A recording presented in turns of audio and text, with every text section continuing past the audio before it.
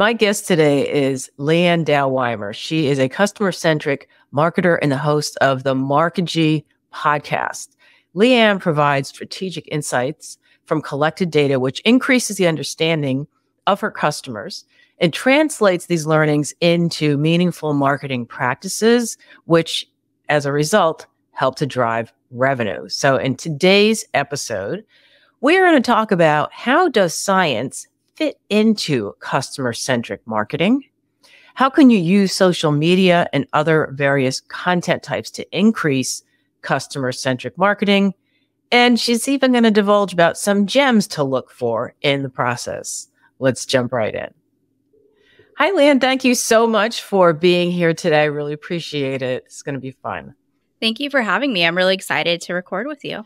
Yeah. And one of the things that we talked about in the past that I think is so interesting is that you started your career. Did you start in fitness, or was that just something that you ended up doing like as a side hustle? Or if we go very far back, technically in high school, I started in gift wrap, but we're not neither here nor there. So my undergraduate degree was one that I picked out that I would actually finish, because in that era, the goal was to just get a degree, because that was supposedly your, golden path towards wealth. And so I originally picked out, I wanted a nutrition degree. And I was really attracted to Sonoma State in California because the degree was kinesiology, which is exercise science. And I could kind of minor in nutrition. I was like, oh, perfect, full loop. And then I got there and they didn't have a single nutrition course. You had to go to a nearby junior college to take your nutrition requirements. Oh, so yeah. So I stuck with the more technical aspect of the physiology side of things. Because I love that. Because I did not I went to school for nutrition, of all things. So I did the opposite. And then I ended up getting into fitness, and I was a trainer for like 20 years. And what I find interesting, in fact, I'm thinking of a post on LinkedIn to kind of link the two together. But fitness and getting in shape, like, did you actually train people? Were you training people as a personal trainer? Oh, for sure. Yeah. My capstone was a workout plan for mothers, knowing the agility and the endurance and things like that my 20-something-year-old brain thought that mothers would need. That was pretty accurate. And then I spent a number of years mixed between coaching children for sports, and then also teaching group exercise classes. Okay. Boot camps, HIIT, TRX classes, some Pilates yoga mixes, as well as training one-on-one clients. Wow. So I did it all. If it was fitness, you would find me there. That's interesting. So I never did group training. I only did like one-on-one. But the thing that I wanted to lead up to is how, like, one of the reasons I got out of it, I don't know about you, I want to get into that too, with how you get into marketing, but is it just that it was always frustrating because people wanted motivation, but they didn't realize it had to come from within themselves. And they had such unrealistic expectations a lot of times. And I did a lot of one-on-one for, like I said, about 15, 16 years. And it just got to be like, like people are like, oh, I need you to come to my house and kick my butt. It's like, that's not how this works. And I get to their house because I would do in-home training and they'd be still asleep. I'd have to call them. I'm outside on their, I can hear their phone ringing inside. They weren't awake yet. Like, okay, this is not really what I signed up for. So that was kind of what got me into other things. But how about with you? Did you segue into marketing from that in any way? So one of the things that I took it's not really a gap year because it was post, undergrad, but I took a year and I was working full time as a personal trainer in a large big box gym. And I am so thankful for that experience because it really educated me on how to make money doing personal training as a living, how to market and sell yourself, because you have to have a pipeline. You have to get how to run your business of one.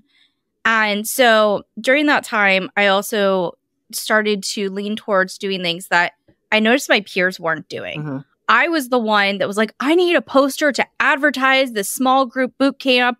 I need budget so that I can print it. I'm going to do this intro event to, this class so people can get a taste of my training, and then they'll see the results and then they'll sign up. And I was so extra about it, doing all these things that like other trainers were just like, no, I look hot in my my leggings. And I was the CrossFit, #1 person in the country. Of course they want to be my client. And so it was just different approaches. That's funny. And what's funny when you say that, because I started, like I moved around a bit. And so I had to restart my personal training business a couple times. And what I did, and I knew nothing about marketing, but I just sort of, when I think about it now, it was logical, but it wasn't something I would think would be efficient, but it worked for me, this was back in like really before there was much social media. So it was a while ago, but I ran off, like you mentioned, like flyers and personal training, come to your house. And I ran off thousands of those. I hired a company to go and deposit them in people's mailboxes. I don't even know if that's legal. Probably not. But I got a lot of people. It is. It is legal. I mean, and now there's opt-out things. At the time, 1,000% legal. Well, this was in their physical mailboxes. So I don't know. Isn't that like federal? Whatever. I mean, I did it. I didn't get arrested. Maybe they had the post office do it. We'll pretend. But I ended up getting people that way. I mean, yeah, I sent out thousands and I might have gotten, 10 good leads. But those people were my clients, and I would do that whenever I was low on, clients. And then I found a fitness equipment company. They sold gym equipment. And I said to the owner, or I guess he's more the manager, when you sell a piece of equipment, can you offer them a free session with a personal trainer? I'll come to their house. So this was like, I could get a foot in the door. And he said, yeah, because it added value to him, his product. Hey, you got this machine you don't know how to use. I have a trainer that will come to your house and show you. And so I would go and purposely not write anything down. I would just do it verbally. And then they would want me to come back. And 9 out of 10 times I got new business. So it's kind of like marketing, like by the seat of your pants, I guess. So it's strategic partnerships and ABM. I mean, you went to where your ideal client was going to exist in their home, and you met them where they're at. And they were, they showed intent by buying a piece of fitness equipment. Yeah. And so, I mean, I think that's a very smart play. Like that, it's one of the most effective ways for personal trainers to get also the social proof, right? Because why would that guy risk his business if you didn't get results, or if you were horrible? It would just blow back on him. I didn't even know back then how smart I was. I was like, oh. Exactly. I mean, it didn't really click for me until I was in grad school, and I was wrapping up, and I had some lofty plans that didn't quite come. I didn't follow through on, for good reason. After some education, I was like, wow, I'm going to lose a lot of money if I do that. But I thought back, I was like, what was the easy A? What was the thing that just came to me that I was doing because that's just how my brain works? And maybe instead of trying to fight uphill and be better at these things that I felt like were such an intense effort, instead of focusing on those things and being miserable and feeling like I was inadequate all the time, I should just do the thing I'm good at. And that's how I kind of really was like, I'm going to try marketing. I'm going to see if I'm as good at this as I think I am. And that's how it all began. Yeah. And it turned out I was right. I do have some, inherent thought process that leads itself to marketing. Well, I think is interesting too, is that you started in kinesiology. So that's very scientific. Yeah, so, it's very, very. Yeah. And I love science too. So I'm on board with that. But then, so you say that this is really what you do now is like science-based. So is that how you kind of wove the two? Like, do you still have like an interest in all the science? Apparently, right? Oh my God, I love science. That was my other easy A. Is I showed up to some final in high school, and I was not feeling at my best. I didn't have a clear head, if you will. And I showed up, and my grade like broke the curve. I was the outlier at the very tippy top, and I hadn't studied, and I had just been a total, I was like, okay, so this is my easy A, so I need to stick to this. And so by listening to what felt natural, I I was able to find things that not just piqued my interest, but that I could be good at. So now when I look at the world, I look at it from a macro mindset, right? Because when you look at the human body, there's so much going on, and there is still so much we just don't know. Yeah.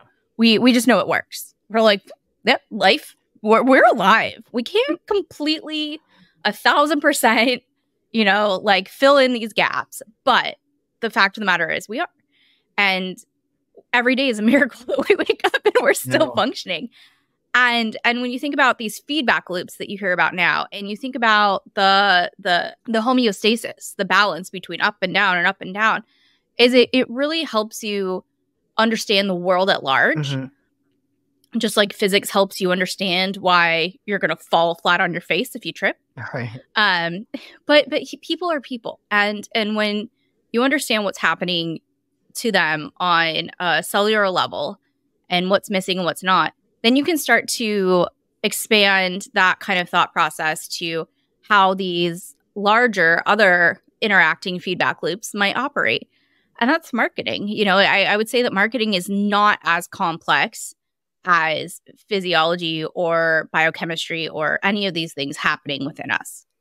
Now, you're mainly thinking of like the psychology of like behavioral psychology when you say science in this regard? I would say yes, but it's layered, right? I don't want to sound arrogant, but I'm going to, because you almost want to think of it like 4D chess, right?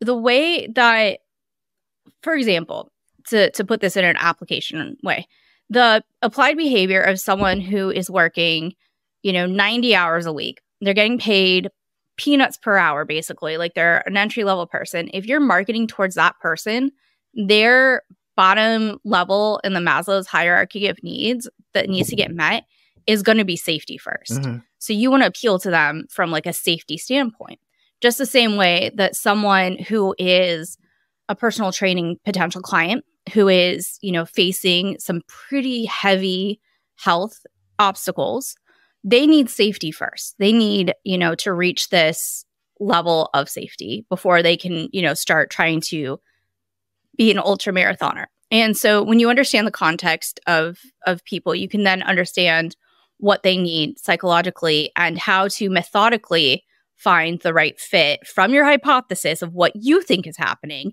to match where they actually are. And that makes your marketing much more relevant. I love that. It takes something that's people assume is very simple, but when you actually break it down, there's a lot under the surface, like the whole iceberg thing that you see with, like I use that comparison with copywriting, or the copy's on the top and all the research and all the interviews and everything. It's what people don't see. And so this is like all the thinking that goes on behind marketing. Because one thing I find with marketing, it's interesting because I'm more of a copywriter than a marketer, but it obviously blends in together.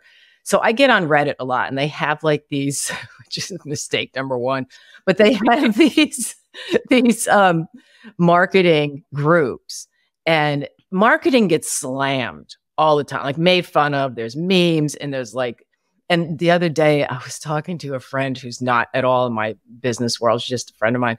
And I said, do you even know I have a podcast? And she said, no, what's it about? And I said, oh, well, it's copywriting and marketing. And she sarcastically said, oh, how fun. And I thought, it is fun, but I didn't say that because to me it is. And to me, it's super interesting. And obviously, to you it would be. So when you say like, how does science fit into the customer-centric marketing? And well, let's first define customer-centric marketing versus what other type of marketing would there be? I mean, isn't it all customer-centric?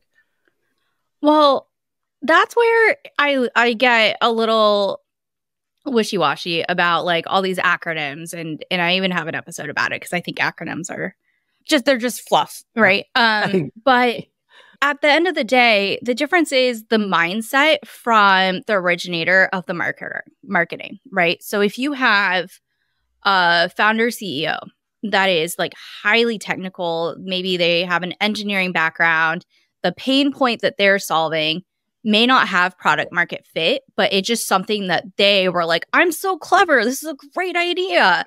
And so they're not starting with the customer. They're starting with ego and themselves and that idea. Now, that's not to say that there isn't nuance or it's not that it is mutually exclusive, because their great idea might have real world application that is solving a meaningful problem for a lot of people. Right. But that would be one way of not being customer centric, is if you start with, I'm so clever, this is such a great idea, I'm going to build this thing, for funsies. And sometimes those things do have a lot of appeal. So, sometimes your pain point is a very niche audience that you should answer.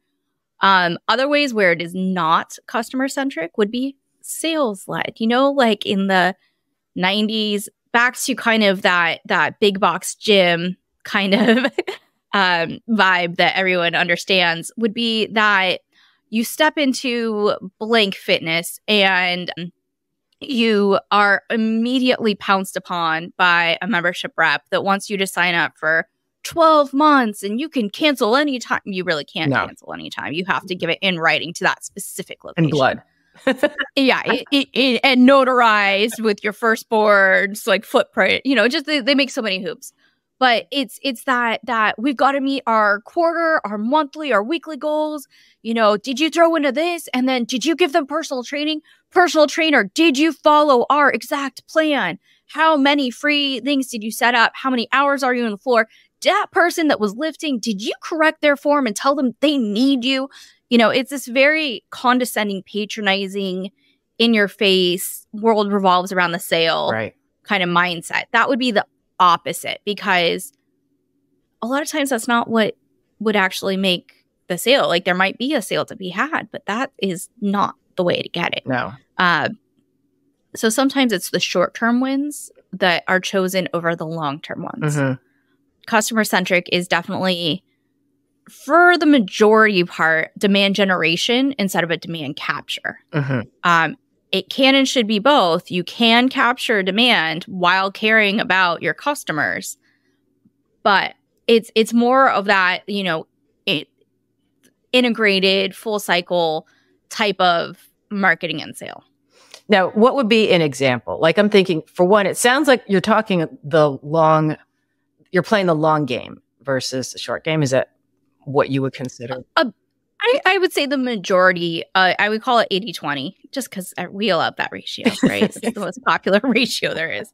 An example of that would be, I had a client a few years ago, too many years ago to be, named, but they were a luxury item, and they could not, due to regulations, they could not sell their luxury item directly to consumers. So their primary client was the shops that would hold their products. Okay. And so a customer-centric way of that would be to kind of market to both the end customer and the shop in a mutually beneficial way. So I started things like loyalty programs. I started things like featuring, the manager of the shop from the various shops to kind of get them more buys, to doing in-person demonstrations at the shops. And then, whereas previously, before I came on board, people would just show up at the shop and it would be like, we got some, samples. Instead, we put it all over social media. We put it, we tried to start a newsletter, things like that.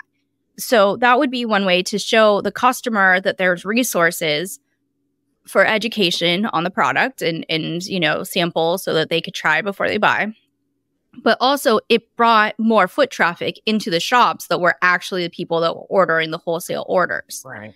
So by creating a method of value to show that it was a true partnership, that they were appreciated, that they were cared about, and answering their needs as a method to create demand for the product, that would be a good way of explaining a customer-centric kind of play.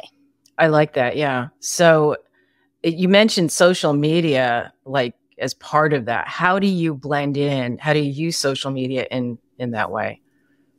Social media is a huge part of it, because it is your direct access to your customers, right? So I love using it as customer research. So if we put on our product marketing hat, we want all the surveys and all the things.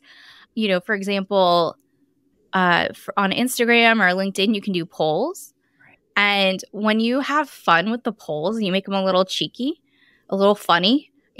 For example, for 0G, I did one where I was asking people, what planet's gravity do you feel like you're on? And, is it Tatooine or is it, and I started naming like all these like sci-fi planets. And then I named like actual Earth and, or actual like our moon, or Mars, in the mix of these different sci-fi pop references.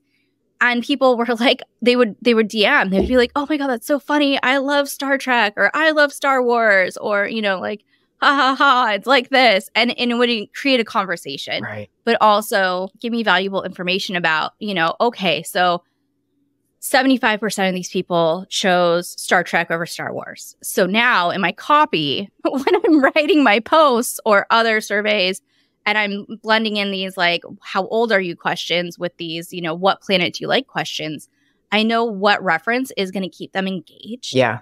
And make them more interested and just bring a smile and get them into it instead of like rolling their eyes and moving on. Right. I love that. Now, did you know in advance that you had a lot of fans in the Star Wars and Star Trek? Like, did you? I had a pretty good guess, right? Because if you were of a certain age and you were watching these sci-fi shows that made so many of these inventions possible, and you liked the people that helped found, like the 3 co-founders of 0G, who reference this kind of thing, or some of the people that go on board and some of their just things that they do, then chances are you would be interested in some sort of sci-fi space show. Yeah. It was a reasonable hypothesis. I just didn't know which one was going to end up being more popular, especially with Disney behind Star Wars. And people like humor. I mean, even though, I've posted a number of times, it's always on my podcast, whenever I've talked and I've had people on talking about how to use humor in your copy and stuff, they're always the most popular episodes because people love to laugh, but yet we're so afraid to use it in things like our marketing. And I mean, it has to fit with your brand, but still, I can't imagine, I would think it's the type of humor, like what you said, you were very specific, and it wasn't hilarious, but it was funny and it was something that would get their attention. Like there's that balance almost like you have to find, like, what can I push on this, And so, yeah. Yeah. Yeah. Per Reddit, you want to be very careful about what lines you push. Oh, I know. I've made mistakes. Everyone has. And, the goal is to have small mistakes. And that's also part of how you can use social media to be customer centric is you can see if it flops. Yeah. If it just is crickets and you're like, okay, well, no one really engaged with this. They just don't like this. Then, it's just one post. As long as you aren't, punching down or, doing any of the isms or ists, then it's okay to experiment and have a couple flops. The goal is to get, from my perspective, is to get a bunch of base hits and occasionally a home run, but not necessarily a home run every single time because that's just not realistic and that's not how you build relationships. Right. And sometimes it's just luck that gets you, like when posts go viral or something. And I remember listening to a podcast. Someone was saying that they had one post on TikTok that had over 1 million views. And she said, you know what, though? It didn't translate to any more customer. I didn't make any money from that. So that's why it's the whole vanity thing. It always comes down to that too. So you want to target the people who really are interested and are potential customers for you. And you had said there's some gems to look for. What do you mean by that? Gems within your marketing, or what do you gems within your customer responses? Okay. Because people want to tell you things that matter to them. Right. They want to express that. And if they feel, and I mean this in a very like kind-hearted, bring people in to make a community way. But if you give a mouse a cookie, they're going to want a glass of milk. They're going to want this, that, and the other. And my goal is to give the cookie. I want people to want more. I want them to ask for a glass of milk. I want them to open up. I want them to tell me how they really feel, because everyone has these polite, canned responses that are socially acceptable to provide. I don't want that. That's useless. It's fluff. I want to know the trash that you're talking behind the brand's back. I want to know the trash that you're talking about competitors, so we don't do that. I'm not going to talk trash about our competitors, but if you've got something to say, I want to know what that is. Right. And I want to know before you're a volcano bubbling over.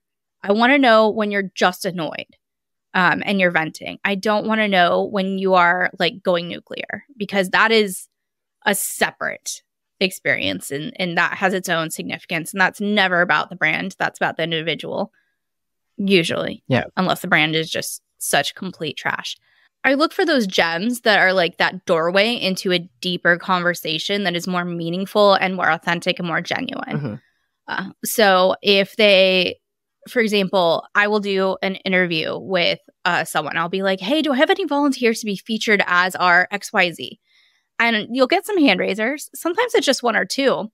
But in those one or two, if they have like a deeper story about why this is meaningful for them, and I just want to listen to it and hear it. And many times they'll be like, please don't publish this. Don't share this with anybody. And I totally respect that. But understanding what drew them in and that significance to them is so much more powerful. Yeah. Even in its, white, like watercolor down version where you share what you do have permission to share about, even if it's something like, this was just so meaningful to them. Look how much fun they had. Just the very little bits that you make those connections to build people up and to give them safe space. Right. And I've written for a bunch of like fitness and wellness companies and interviewing their customers. One was it was a product to ease the side effects of cancer treatments. And you want to talk about emotional like interviews on my part, listening to these people but just being able to understand how, it's not just, hey, you don't have any side effects or you have very little, but you can now go out, you can live like your quality of your life. It was quality of life. It wasn't exactly what the symptoms were. I mean, it's part of it, but that's what led to it. And so, yeah. And because we make decisions based on emotion, and we justify it by logic, but, so if you can get that emotion and what is driving them, what is challenging them, it's like the greatest thing. Yeah. Do you have any specific tips for using for using science to be for people to be more customer centric with their marketing? Yeah, absolutely. Actionable takeaways would be things like understand how to set up a correct experiment. If you are posting something on a very high frequency platform like Twitter, the platform formerly known as Twitter, if you're posting something where like most things have a shelf life of under 10 minutes and you're throwing it out there and you have a small audience and you didn't use any hashtags and before you call that a failure because you only did it once and you have way too small of a sample size, understand if you set up your experiment correctly and why it failed or why it didn't. So that would be the first actionable takeaways. Before you call something a win or a loss, understand your sample size, your experiment setup, that you're only testing for one variable, and that it's actually the variable that you think you're testing for. Because that happens way too often. Oh, well, we put out a blog post and it didn't, exceed expectations. Therefore, it's not worth doing.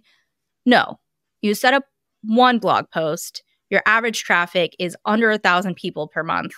What did you think was going to happen? Right. Like, that's not how this works. The second part is to understand the difference between qualitative and quantitative results. So qualitative are those stories that we're talking about. Those are worth a different weight because they're just apples and oranges to quantitative. And just trying to wrap your head around how you measure things and should it be measured and how do you really measure that? Is it measurable when it comes to things like that? you can't measure how big someone laughed or smirked at your post. You can't. Like, it's just, you can't, there's no funny, like, I mean, there's awards, but like, it's not, from a social media standpoint, it's not able to be done. So don't go in thinking that that's, well, it wasn't funny because we got, this many smiley faces with us laughing on it. No, so not everybody's going to like think it's funny like that. They're just going to see it and move on, which is still a positive interaction with your brand.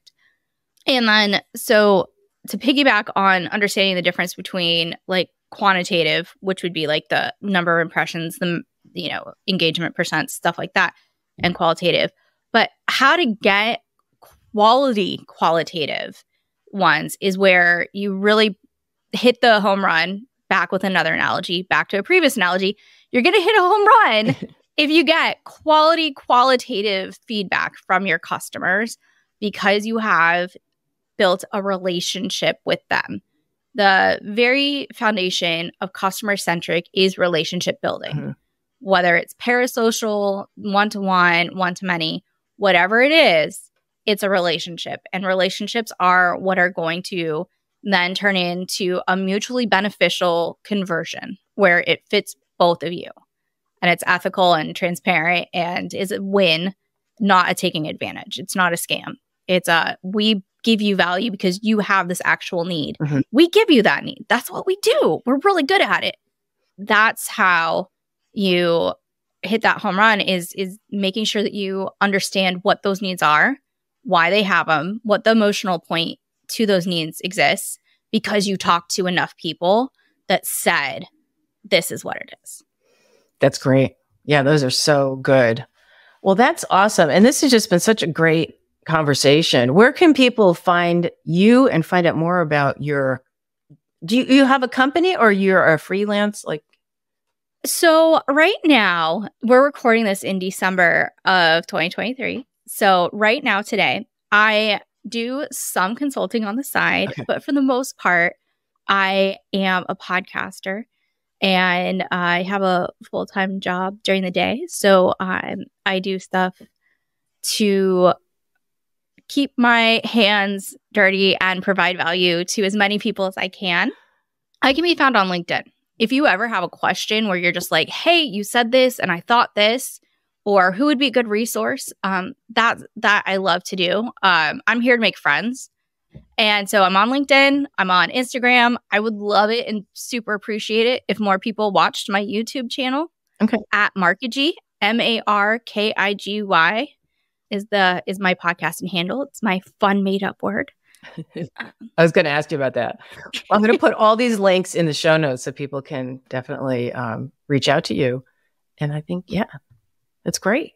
Well, thank you again. Thank you so much for taking the time. This has been really fun.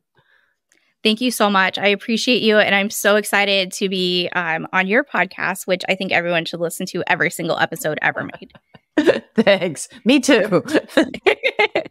Thank you.